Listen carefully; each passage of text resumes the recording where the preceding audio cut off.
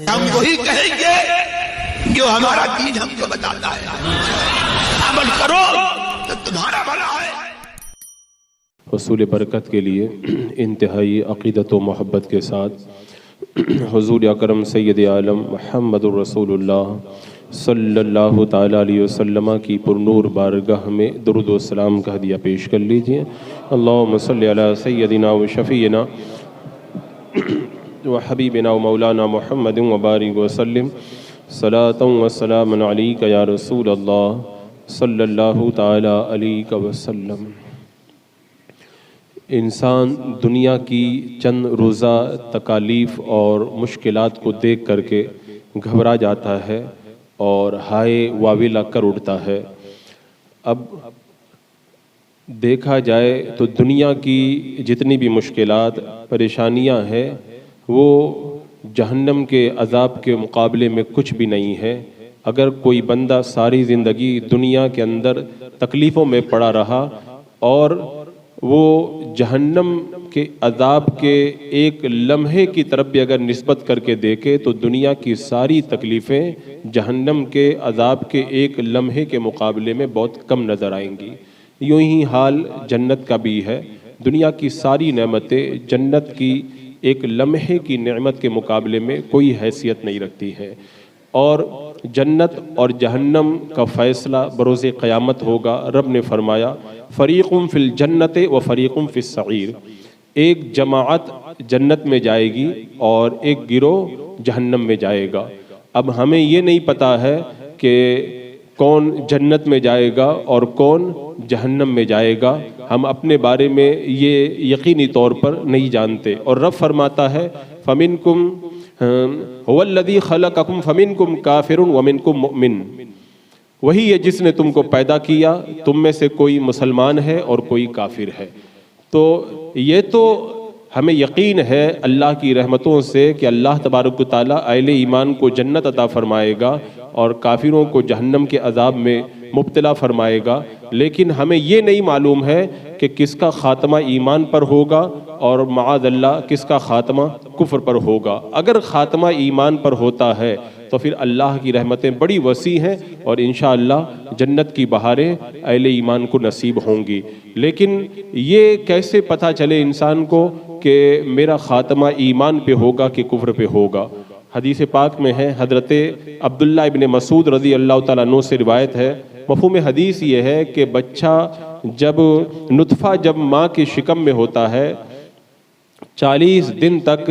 وہ نطفے کی شکل میں رہتا ہے، پھر 40 دن تک بندھا ہوا خون جمع ہوا خون بن جاتا ہے اور پھر 40 دن تک گوشت کا لتڑا بن جاتا ہے۔ یہ 120 دن یعنی پورے جب 4 مہینے ہو جاتے ہیں، اللہ تبارک و تعالیٰ ایک فرشتے کو بھیجتا ہے 4 باتیں لے کر کے۔ وہ فرشتہ اس بچے کی ان 4 باتوں کو اسی وقت لکھ دیتا ہے جب بچہ شکم مادر ماں کے پیٹ میں ہوا کرتا ہے، یعنی بندے کا عمل لکھ دیا جاتا ہے، بندے کا رزق لکھ دیا جاتا ہے، اسی طرح بندے کی مدت حیات کتنے دن دنیا میں رہے گا یہ لکھ دیا جاتا ہے، اور یہ بندہ نیک بخت ہے یا بدبخت یعنی جنتی ہے یا جہنمی یہ لکھ دیا جاتا ہے۔ اور پھر حدیث پاک کا مفہوم یہ ہے کہ بندہ عمل کرتا ہے عمل کرتے کرتے اتنا اس کے اور جنت کے درمیان ایک ہاتھ کا فاصلہ رہ جاتا ہے، تبھی نوشتہ تقدیر آگے آتا ہے، غالب آتا ہے اور وہ جہنمیوں جیسے کام کرنے لگ جاتا ہے اور جہنم میں چلا جاتا ہے۔ ایک بندہ عمل کرتا ہے اس کے اور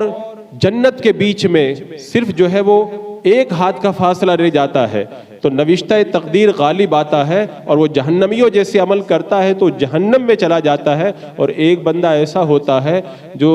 جہنمیوں جیسے عمل کرتا ہے، یہاں تک کہ اس کے اور جہنم کے بیچ میں ایک ہاتھ کا فاصلہ رہ جاتا ہے۔ نوشتہ تقدیر غالب آتا ہے، وہ جنتیوں جیسے عمل کرنے لگتا ہے اور پھر اس کا خاتمہ اچھی حالت پر ہوتا ہے اور وہ جنت میں چلا جاتا ہے۔ اب آپ سوچیں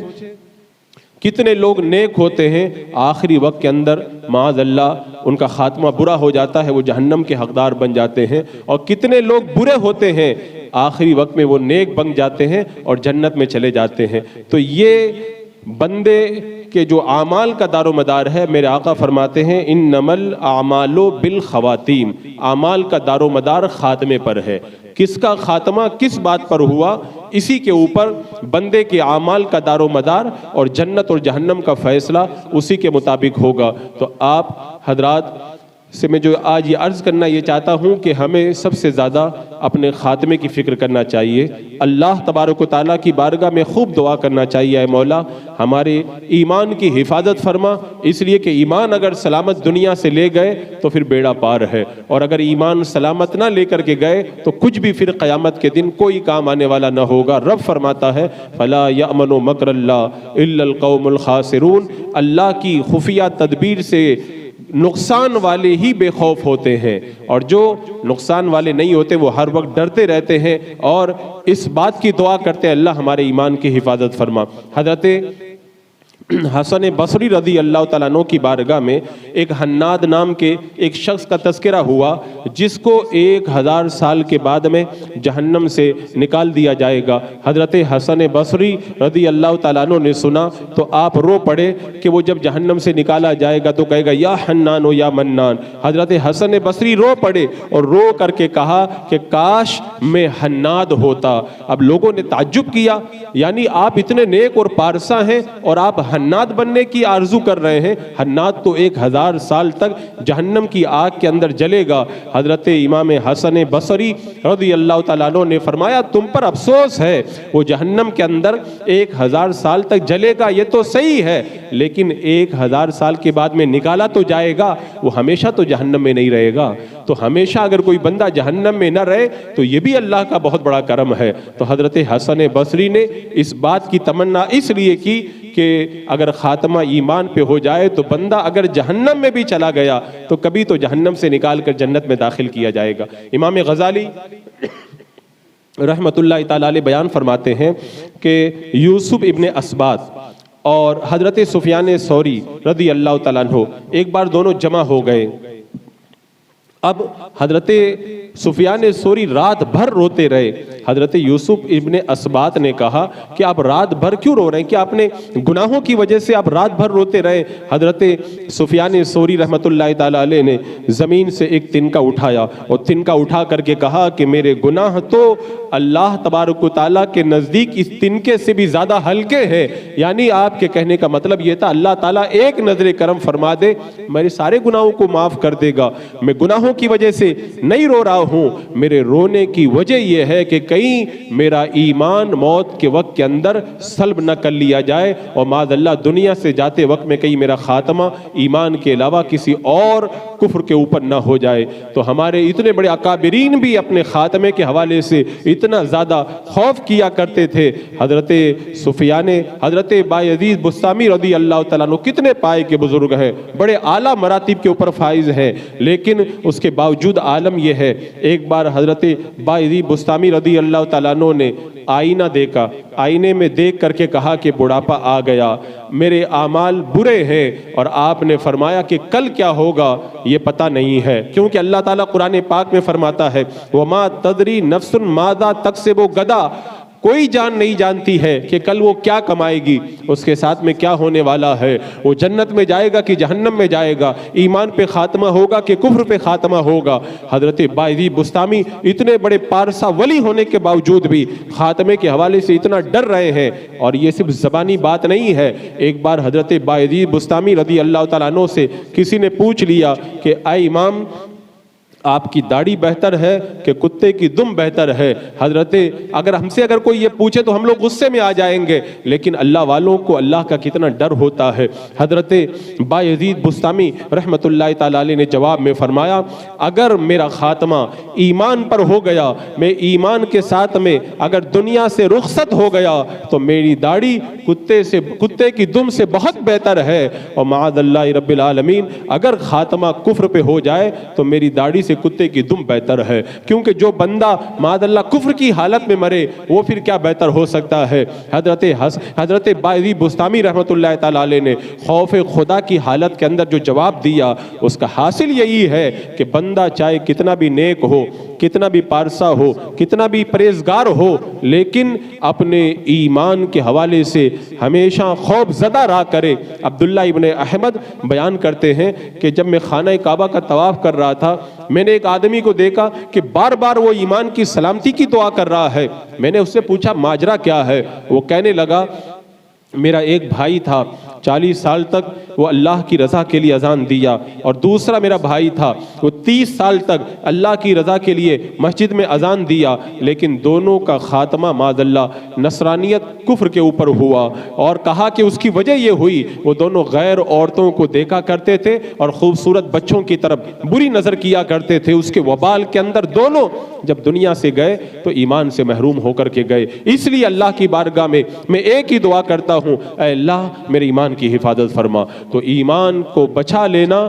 کیونکہ جب موت کا وقت ہوتا ہے تو شیطان انسان کے بڑے قریب ہوتا ہے اور وہ پوری کوشش کرتا ہے کہ موت کے وقت میں بندے کے ایمان کو غارت کر دیا جائے۔ عزیزان مکرم، حضرت ابراہیم ابن ادہم رضی اللہ تعالیٰ عنہ یہ بھی بڑے پائے کے بزرگ ہے، لیکن آپ جو ہے وہ ارشاد فرماتے ہیں، حضرت ابراہیم ابن ادہم فرماتے ہیں کہ ہم لوگ اپنے خاتمے کے بارے میں کیسے مطمئن ہو جائیں۔ اللہ کے نبی حضرت ابراہیم علیہ السلام جب خود یہ دعا کر رہے ہیں کہ وَجْنُبْنِي وَبَنِيَّ أَن نَّعْبُدَ الْأَصْنَامَ، اے اللہ مجھے بھی اور میری اولاد کو بھی بتوں کی پوجا سے بچا، اللہ کا نبی دعا کر رہا ہے۔ حضرت یوسف علیہ السلام دعا کر رہے ہیں کہ اے اللہ مجھے تو ایمان کی حالت میں موت عطا فرما، وَأَلْحِقْنِي بِالصَّالِحِينَ، اور اے اللہ مجھے نیک لوگوں کے ساتھ میں ملا دے۔ تو جب اللہ کے نبی دعا کر رہے ہیں تو ہم اور آپ جو ہے وہ کس گنتی کے اندر رہ جاتے ہیں۔ اور حضرت عمر فاروق رضی اللہ تعالیٰ عنہ، بتاؤ جن کے بارے میں میرے آقا نے فرمایا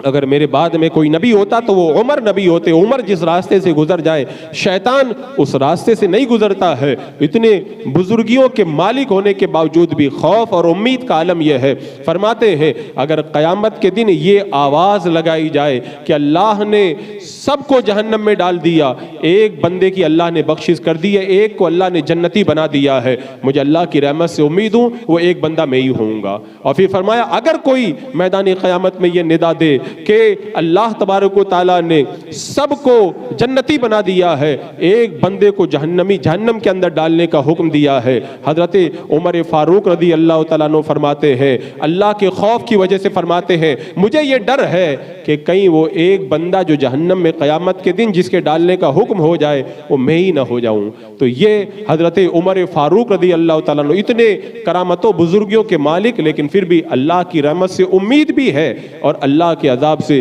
اتنا خوف بھی ان کے دل کے اندر موجود ہے۔ اور ہم سب کے امام سیدنا امام اعظم ابو حنیفہ رضی اللہ تعالیٰ عنہ بے شمار اولیاء جن کی تقلید کریں، وہ کہتے ہیں قیامت کے دن اگر ابو حنیفہ کو بخش دیا گیا تو تعجب ہوگا، یعنی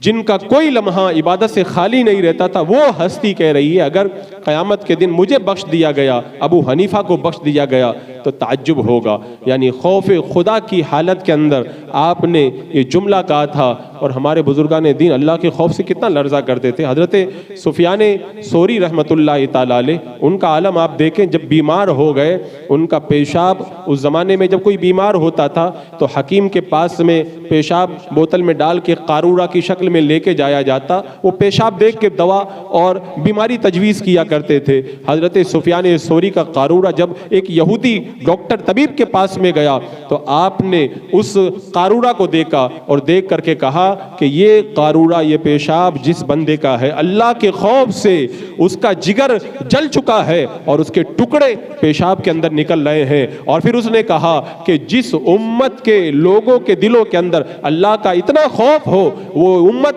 یقیناً حق کے اوپر ہے، اور وہ پیشاب دیکھ کر کے کلمہ پڑھ کے مسلمان ہو گیا۔ تو خوف خدا سے ہمارے بزرگ اس قدر لرزہ کرتے تھے۔ حضرت سفیان ثوری اور حضرت شیبان یہ دونوں ایک رات کے اندر جمع ہو گئے، اور جب جمع ہوئے تو باتیں ہونے لگی تو اسی وقت حضرت سفیان ثوری کی آنکھوں میں آنسو آئے۔ حضرت شیبان نے پوچھا کہ کیا بات ہے؟ کہا کہ میرے ایک استاذ تھے، ان سے میں حدیث پڑھا کرتا تھا، انہوں نے مجھ کو جو ہے وہ 30 یا 40 سال تک حدیث پاک پڑھائی اور 60 سال تک وہ مسجد حرام کی خدمت کرتے رہے، لیکن جب موت کا وقت آیا تو ان کا خاتمہ کفر کے اوپر ہوا۔ اس بات کو یاد کر کے میں رو رہا ہوں۔ بتاؤ اتنے پائے کے محدث اور اتنے بڑے بڑے جو بزرگان دین، شیطان کیسے جو ہے وہ ان کو ورغلا کر کے آخری وقت کے اندر ایمان ان کا غارت کر دیتا ہے۔ صحیح فرمایا میرے آقا صلی اللہ تعالی علیہ وسلم نے کہ خاتمہ اسی پر اعمال کا دار و مدار ہے۔ بندہ جنتیوں جیسے عمل کرتا ہے، آخری وقت کے اندر جب موت سے قریب پہنچتا ہے جہنمیوں جیسے عمل کر کے جہنم میں چلا جاتا ہے، اور جہنمیوں جیسے عمل کرتا ہے اور آخری وقت میں جنتیوں جیسے عمل کر کے جنت کا حقدار بن جایا کرتا ہے۔ بلم باورا کتنا بڑا پرہیزگار تھا، وہ جب نگاہ اٹھاتا تھا تو عرش اعظم اس کو دکھائی دیتا تھا، جب وہ بیٹھتا تھا 12,000 علماء شاگرد اپنے قلم اور دوات کو لے کر کے بیٹھتے تھے، اس کی باتوں کو لکھا کرتے تھے، جو دعا کر دیتا تھا اللہ تبارک و تعالیٰ اس کی دعا کو قبول فرما لیتا تھا۔ لیکن جب نوشتہ تقدیر آگے آیا، تقدیر کا فیصلہ آگے آیا، پھر کیا ہوا؟ وہ بدبخت ہو گیا، اللہ کے ایک محبوب بندے سے ٹکرایا، اس کا ایمان بھی سلب ہوا اور اس کی معرفت بھی سلب ہوئی، اور رب نے فرمایا فَمَثَلُهُ كَمَثَلِ الْكَلْبِ، اس کو کتے کی طرح رب نے فرما دیا۔ اور ایک روایت کے اندر یہ ہے بلعام جب قیامت کا دن آئے گا تو کتا بنا کر کے جہنم میں داخل کیا جائے گا، اور اللہ تعالیٰ ایک کتے کو اس کی شکل کے اندر جنت کے اندر داخل فرمائے گا۔ تو جو اتنا بڑا ولی ہو، عرش اعظم کا دیدار کرتا ہو، جو دعا کرتا ہو رب اس دعا کو قبول فرما لیتا ہو، لیکن خاتمہ اس کا اگر کفر پر ہو جائے تو وہ بھی جنت میں نہیں بلکہ جہنم میں جانے کا حقدار ہو جاتا ہے۔ اور ابلیس کا معاملہ تو آپ لوگ جانتے ہی ہیں، کتنا بڑا عابد تھا، کتنا بڑا پرہیزگار تھا، لیکن نوشتہ تقدیر جب آیا اور اللہ کی بارگاہ سے وہ مردود قرار دیا گیا۔ حضرت جبرائیل علیہ السلام اور حضرت میکائیل علیہ السلام دونوں رونے لگے جب ابلیس کو مردود بنا دیا، دونوں رونے لگے۔ رب نے فرمایا تم دونوں کس بات پہ رو رہے ہو؟ تو حضرت جبریل علیہ السلام اور حضرت میکائیل علیہ السلام نے کہا کہ ہم تیری خفیہ تدبیر کی وجہ سے رو رہے ہیں۔ تو اللہ تبارک و تعالیٰ نے ارشاد فرمایا کہ میری خفیہ تدبیر سے بے خوف نہیں ہونا چاہیے، رونا چاہیے۔ یعنی اللہ کے جو مقرب فرشتے ہیں وہ بھی دیکھ رہے ہیں کہ اتنا بڑا عابد و زاہد مردود بنا دیا گیا، تو اللہ کی خفیہ تدبیر کیا ہے اور رب کی کب کیا مرضی ہے کوئی بندہ نہیں جان سکتا۔ لہذا ہر وقت اللہ کے خوف سے بندے کو لرزتا ہوا رہنا چاہیے۔ اگر آپ تاریخ پڑھیں کیسے کیسے جو ہے وہ واقعات آپ کو تاریخ میں ملیں گے، کس کس انداز کے اندر لوگ نیک کہلاتے تھے لیکن جب مرے تو کس انداز کے اندر ان کی موت ہوئی۔ رب کا فیصلہ حق ہے، فریق فی الجنت و فریق فی السعیر، ایک جماعت جنت میں جائے گی، ایک جماعت جہنم میں جائے گی، لیکن یہ کوئی نہیں جانتا کہ کون جنتی ہے اور کون جہنمی ہے۔ ہاں یہ ہے اگر اللہ نے ایمان پر موت نصیب فرمائی تو اللہ کا وعدہ ہے اللہ تبارک و تعالیٰ جنت کی بہاریں ضرور عطا فرمائے گا۔ ایک جمعہ میں میں نے تفصیل کے ساتھ میں یہ بتایا تھا کہ بندے کا خاتمہ برا کیوں ہوتا ہے، اس کی بہت ساری وجوہات میں نے بتائی تھی، جن کے اندر سے کچھ وجوہات کا تذکرہ میں نے پچھلے جمعہ کے اندر بھی کیا تھا۔ حضرت مالک بن دینار رضی اللہ تعالیٰ عنہ بیان فرماتے ہیں ایک شخص کے انتقال کا وقت ہوا، ہم جب اس کے پاس میں پہنچے اس کو ہم نے کلمہ شریف پڑھنے کے لیے کہا، وہ نہیں پڑھ رہا، بار بار کہہ رہے نہیں پڑھ رہا، وہ صرف 10 11 12 10 11 12 بس یہی گنتی پڑھ رہا ہے۔ اور جب اس سے ہم نے کلمہ شریف پڑھنے کے لیے کہا تو وہ کہنے لگا آگ کا ایک پہاڑ ہے، اگر میں کلمہ پڑھتا ہوں تو مجھ کو وہ جلاتا ہے، وہ مر گیا۔ بعد میں حضرت مالک بن دینار کہتے ہیں ہم نے پوچھا کیا بات ہے، یہ کیوں اس حالت کے اندر مرا؟ تو لوگوں نے بتایا کہ یہ سود کھایا کرتا تھا اور جب کوئی سامان گراہک کو تول کر کے دیتا تھا تو کم تول کر کے دیتا تھا، اسی کا وبال ہے، مرتے وقت 10 11 12 کرتے رہا، کلمہ بھی نہ پڑھ سکا اور اس کا خاتمہ برا ہوا۔ اسی طرح میں نے حضرت فضیل بن عیاض رضی اللہ تعالیٰ عنہ کے ایک مرید کے بارے میں پچھلے جمعہ میں بتایا تھا کہ وہ بڑا پارسا تھا لیکن بعد مرنے کے اس کو جہنم میں دیکھا گیا۔ اس نے یہی بتایا میں تھا تو نیک لیکن بیماری سے بچنے کے لیے سال میں ایک بار شراب کا ایک پیالہ پیتا تھا تو اسی کی وجہ سے مجھے جہنم کے اندر ڈال دیا گیا۔ اور میں نے پچھلے جمعہ میں یہ بھی بتایا تھا کہ حضرت علقمہ جب انتقال کا وقت آیا کلمہ شریف پڑھانے لگے، وہ کلمہ شریف نہیں پڑھ پا رہے تھے، پوچھا گیا تو پتہ چلا کہ ان کی ماں ان سے ناراض ہے۔ جب تک ماں نے ان کو معاف نہیں کر دیا وہ کلمہ پڑھنے کی قدرت ہی نہ پائے، ادھر ماں نے معاف کیا، ادھر کلمہ شریف پڑھ کے دنیا سے رخصت ہوئے۔ تو عزیزان مکرم بہت سارے ایسے گناہ ہیں جن کی وجہ سے بندہ موت کے وقت میں جو ہے وہ برے خاتمے کا شکار ہو جاتا ہے۔ لہذا بندے کو یہ چاہیے ایک طرف جہاں اللہ کی بارگاہ میں اپنے اچھے خاتمے کی دعا کرے، ایمان کی سلامتی کی دعا کرے، وہیں دوسری طرف گناہوں سے بھی بچے۔ اگر گناہوں سے بندہ نہیں بچے گا موت کے وقت میں شیطان اس پر قابو پا جائے گا اور قابو پا کر کے موت کے وقت کے اندر اس کے ایمان کو غارت کر دے گا اور اسے موت کے وقت کے اندر کفر کے اندر مبتلا کر دے گا۔ عزیزان مکرم اللہ تبارک و تعالی یہ بڑا کریم ہے، لیکن جب تم اللہ کی نافرمانی کرو گے اور گناہوں کے ذریعے اللہ سے جنگ کرو گے تو پھر موت کے وقت میں ایمان بچانا بڑا مشکل ہوگا۔ اور خاص طور سے اس دور کے اندر کتنے ایسے لوگ ہیں جو بد مذہبوں کی صحبت اور بد مذہبوں کی محبت، دیوبندی وہابی اور گستاخان رسول کے ساتھ میں میل جول ملاپ وغیرہ کی وجہ سے موت کے وقت میں برے خاتمے کا شکار ہو جاتے ہیں۔ میں کہتا ہوں اگر دنیا کی چند روزہ ان بد مذہبوں سے تم نے محبت رکھ کے تھوڑا سا دنیا کا فائدہ اٹھا لیا اور خدا نہ کرے اس صحبت کی وجہ سے اگر موت کے وقت میں ایمان اگر چلا گیا، ایمان اگر غارت ہو گیا تو ہمیشہ ہمیشہ جہنم کی آگ میں جلنا یہ کتنا بڑا وبال ہے۔ شرح الصدور بشرح حال الموتى والقبور میں